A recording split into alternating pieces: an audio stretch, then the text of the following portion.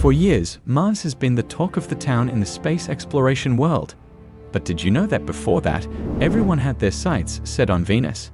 That's right, at the end of the Cold War, Venus was the key planet everyone was interested in. During the space race between the US and the Soviet Union, leaps were made in discoveries that were verging to what has now become these dramatically different worlds. While the Soviets made a lot of their findings public, it turns out they opted to keep some details to themselves. Join us as we dig deeper into the shocking discovery on Venus that the Soviets kept hidden and how it could change the course of space exploration forever. It all started with a little beat from the great beyond.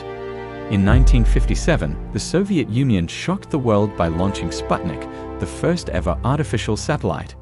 Suddenly, space exploration became the one thing the great powers wanted to excel at.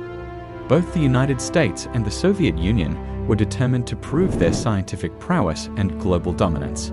It was a race to the stars, and the stakes were higher than ever.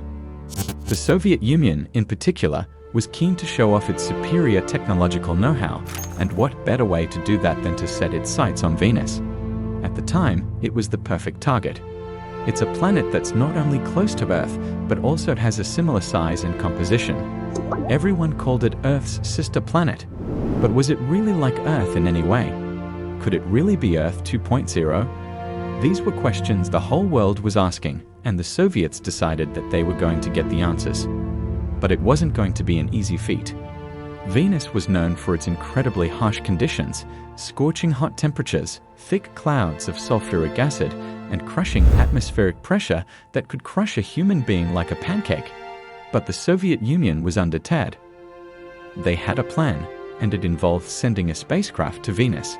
It was a bold move, to say the least, but it was the start of the Venera missions. The spacecraft, named Venera 1, was launched in 1961, but unfortunately, it didn't quite make it to Venus. It flew past the planet, missing it by a hopping 62,000 miles. But the Soviet Union didn't give up. They sent another spacecraft, Venera 2, in 1962, but it too fell short and didn't make it to the planet. But they say the third time's a charm, right?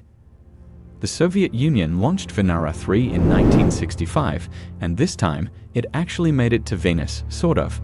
The spacecraft crash-landed on the planet's surface, but it still managed to transmit data for a few minutes before it was destroyed by the intense conditions.